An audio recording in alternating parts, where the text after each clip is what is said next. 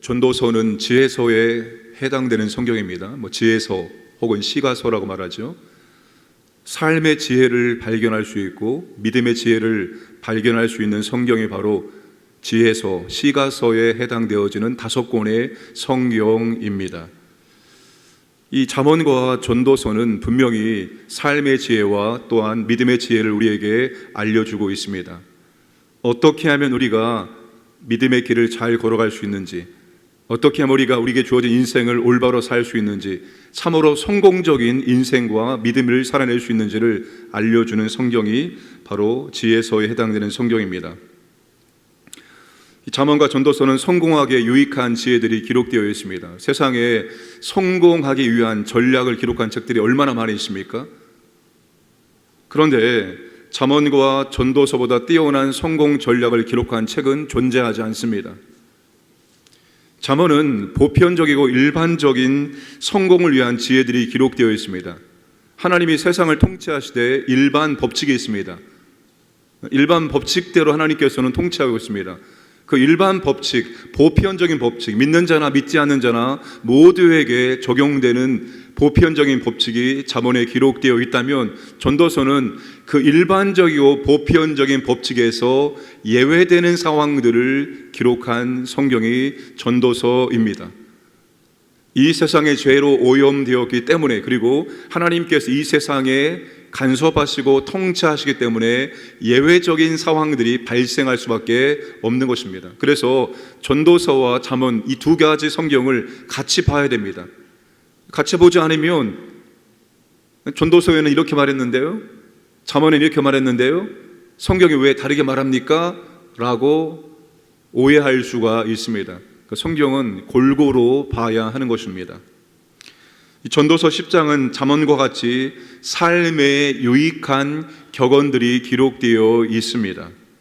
10절 후반절에 보시면 오직 지혜는 성공하기에 유익하니라 라고 말합니다. 즉 성공하기 위해서 필요한 지혜들이 있다는 말씀입니다. 성공하기 위해서 필요한 이 지혜들을 무시한다면 우리는 이 세상에서 성공적인 삶을 살아갈 수 없는 겁니다. 성공하기에 꼭 필요한 지혜들이 무엇인지 알고 그대로 행할 때 우리가 믿음에 있어서나 일반적인 일에 있어서나 성공할 수가 있다는 것입니다. 한 가지만 살펴보도록 하겠습니다. 자, 2절과 3절 말씀을 다시 한번 읽겠습니다. 시작.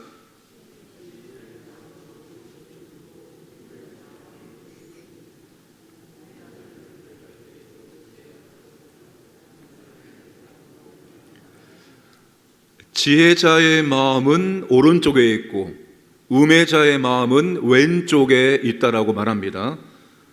그러면 성경에서 오른쪽과 왼쪽은 상징적인 의미를 가지고 있습니다. 마태복음 25장에 보시면 예수님께서 재림하시면 심판을 하신다는 내용이 나옵니다. 심판을 하시기 전에 예수님께서 사람을 구분합니다. 목자가 양과 염소를 구분하듯이 예수님께서도 하나님의 복을 받을 자들과 영원한 형벌을 받을 자들을 구분합니다. 그때 양은 오른쪽에, 염소는 왼쪽에 두신다라고 말씀합니다. 오른쪽에 있는 양은 하나님의 복을 받을 자들이고 왼쪽에 있는 염소는 영원한 하나님의 형벌을 받을 사람들입니다. 그래서 성경에서 오른쪽은 좋은 것, 왼쪽은 나쁜 것을 상징합니다. 따라서 지혜자의 마음이 오른쪽에 있다는 것은 그 지혜자가 좋은 것을 선택했다는 의미입니다. 우매자의 마음이 왼쪽에 있다는 것은 이 우매자가 그릇된 것을, 잘못된 것을 선택했다는 것을 의미합니다.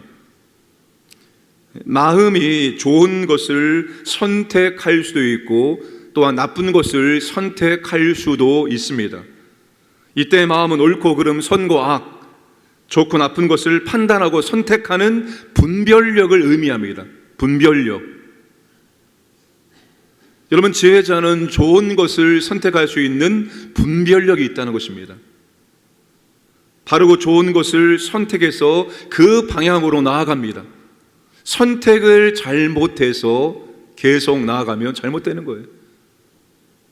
우리가 흔히 하는 말이 뭐죠? 속도보다 방향이다. 잘못된 것을 선택하고 빨리 나가면 어떻게 됩니까? 더 빨리 잘못되는 것이죠. 그러나 옳은 것을 선택하고 아주 천천히 간다 할지라도 결국에는 목적지에 도착하게 되어 있습니다. 그런 음해자는 분별력이 없어서 나쁜 것을 선택합니다. 그릇된 것을 선택하고 그릇된 방향으로 나갑니다. 그러면서 자신이 얼마나 미련한 존재임을 보여준다는 것입니다. 우리가 성공하기 위해서 필요한 첫 번째가 바로 분별력입니다. 분별력. 옳고 그름을 올바르게 분별할 수 있는 분별력이 첫 번째로 필요합니다. 이스라엘 역사 가운데 가장 안타까운 순간은 북쪽과 남쪽이 분열되는 순간이었습니다. 솔로몬이 죽고 그의 아들 르호보암 왕 때 이스라엘은 북과 남으로 분열되게 됩니다. 그런데 그 분열의 시작은 영적인 분별력이 없었던 르호보암을 통해서 이루어지게 됩니다.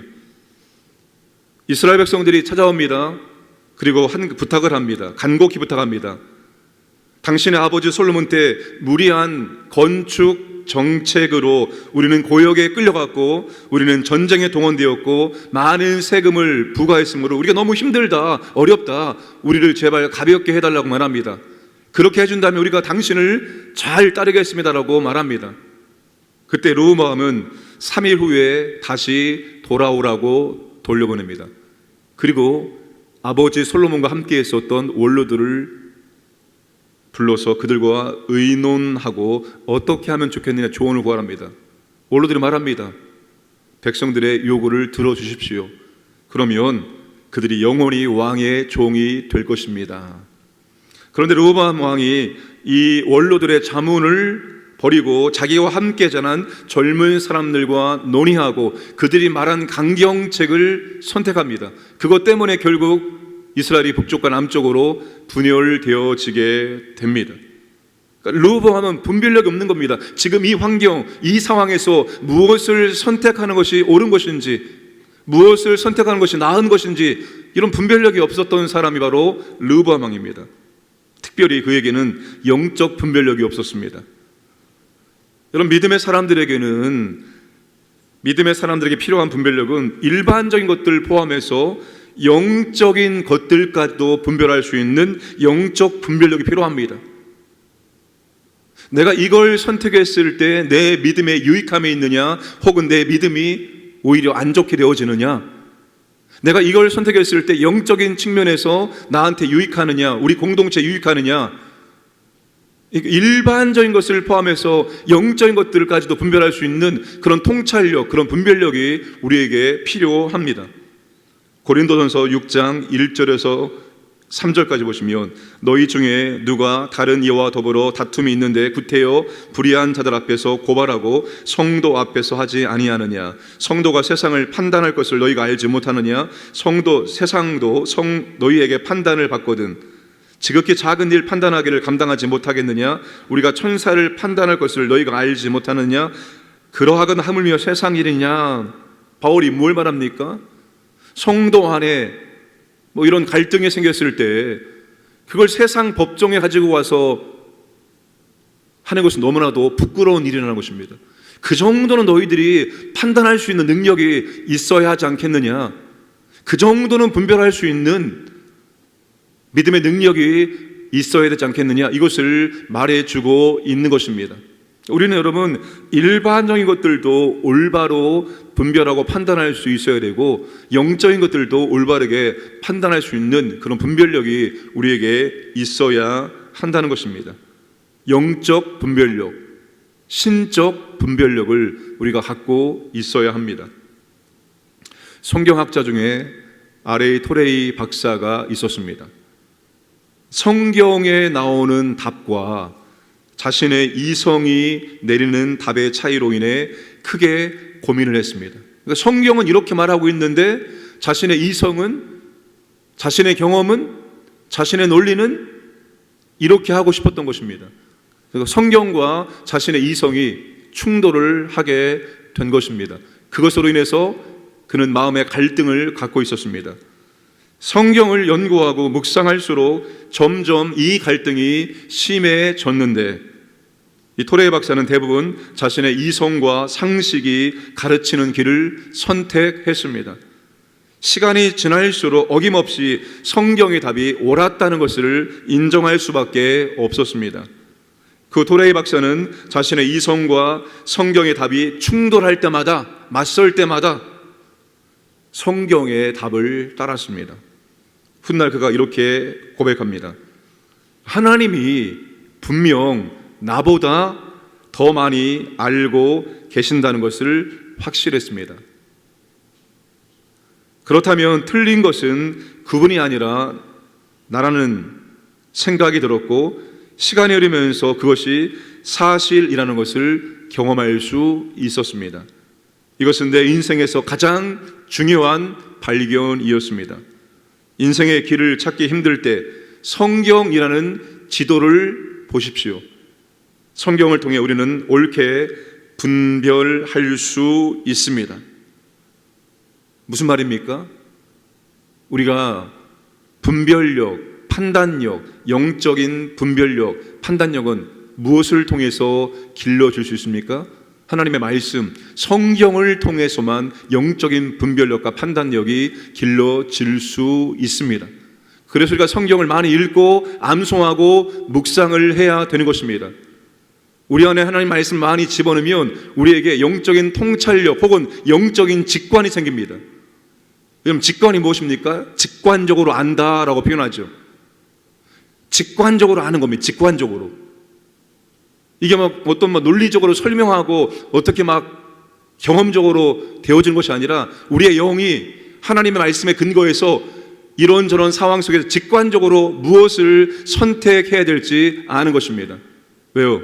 성령께서 말씀을 통해서 영적 직관력을 통해서 올바른 것을 선택할 수 있도록 인도해 주시기 때문입니다.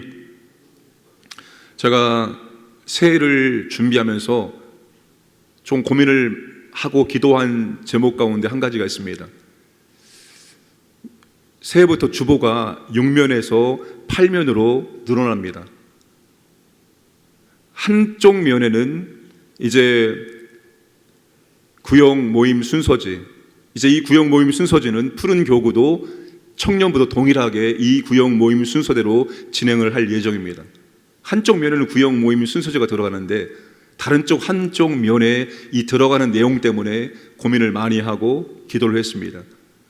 이 다른 쪽 한쪽 면에 무엇이 들어가는가 하면 제가 신대원 시절부터 사용했던 방법론,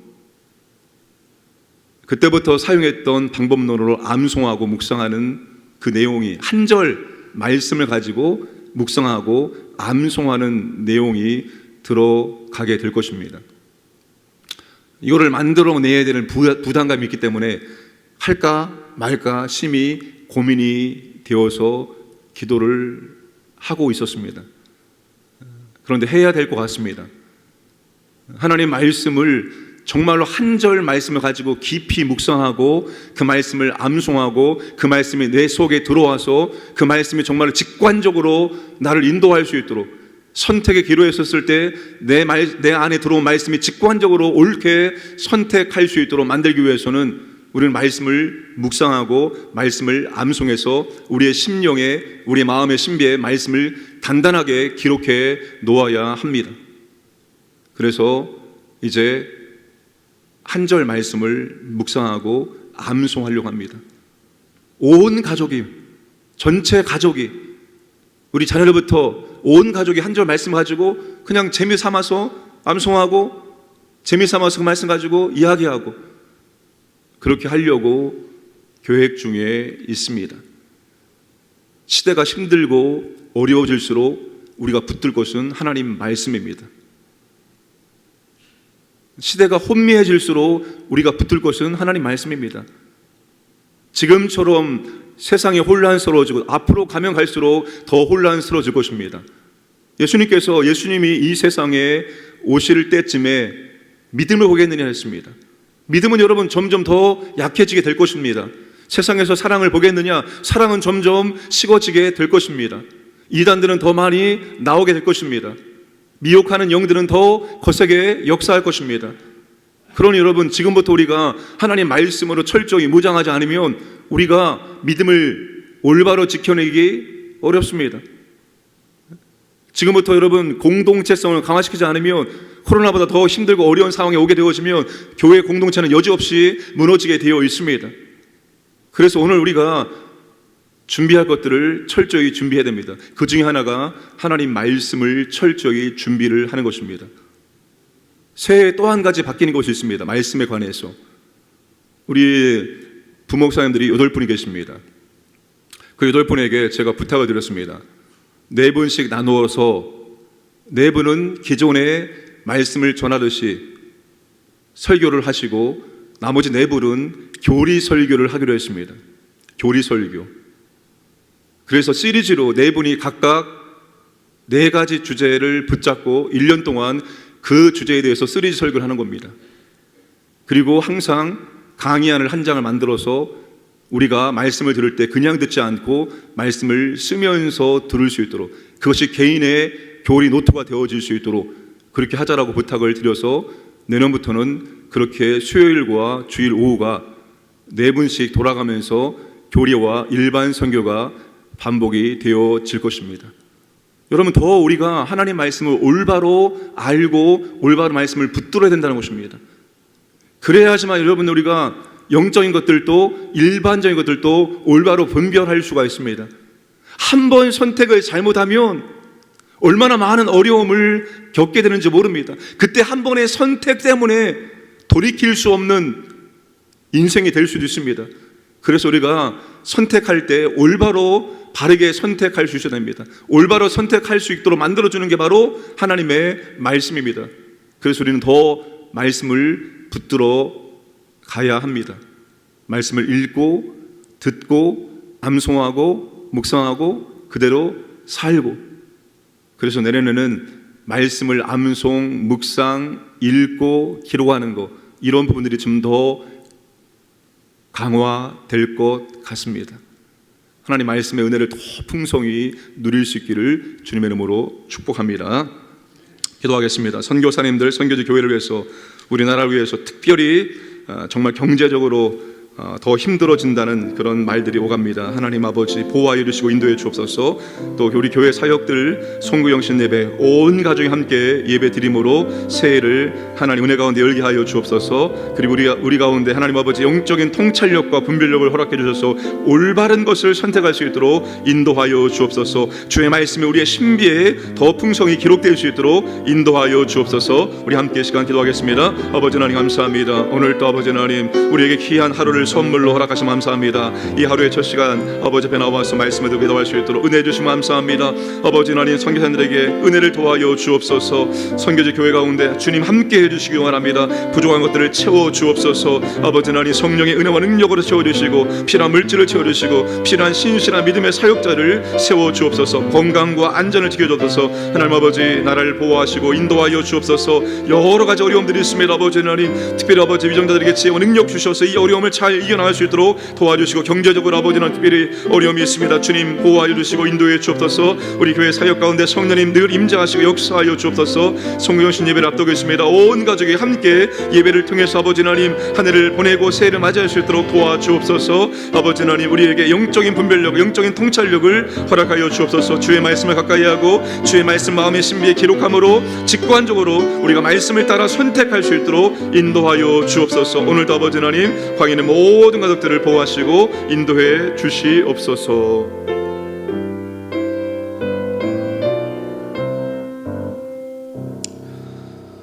전능하신 아버지 하나님, 오늘도 우리에게 새날을 허락하시고 선물을 허락하심을 감사합니다. 오늘도 아버지 하나님 하루의 첫 시간 깨어 주 앞에 나와서 말씀 듣고 기도할 수 있도록 은혜 주심을 진실로 감사를 드립니다. 주여 우리가 주의 말씀을 가까이 하겠습니다. 주의 말씀을 듣기를 원합니다. 주의 말씀대로 살기를 원합니다. 말씀을 통해서 우리에게 영적인 직관력과 영적인 분별력과 통찰력을 허락하여 주옵소서. 수많은 환경과 상황 속에서 우리가 올바른 것을 선택할 수 있도록 은총을 도와여 주시옵소서. 우리 교회가 더욱더 말씀 믿음 가운데 견고하게 세워질 수 있도록 아버지 하나님 은혜를 더해 주시고 인도해 주옵소서. 말씀의 권세와 은혜와 능력을 더 풍성히 경험하는 교회가 될 수 있도록 인도하여 주옵소서. 오늘도 아버지 새벽을 깨우는 주의 자녀들에게 하나님 아버지 이 시간 은혜를 더하여 주옵소서. 아버지와 깊이 교제하게 하시고 아버지에게 지도받고 아버지 하나님의 은혜를 경험할 수 있도록 도와주시고 간절한 기도 제목 가운데 하나님 아버지 풍성하게 응답하여 주옵소서. 오늘도 우리 광인의 모든 가족들 하나님께서 보호하시고 인도해 주시고 하나님 은혜와 사랑을 경험하고 하나님께 감사와 찬송 올려드리는 복된 날을 살게 하여 주옵소서. 감사드리며 모든 말씀 예수님의 이름으로 기도드리옵나이다. 아멘.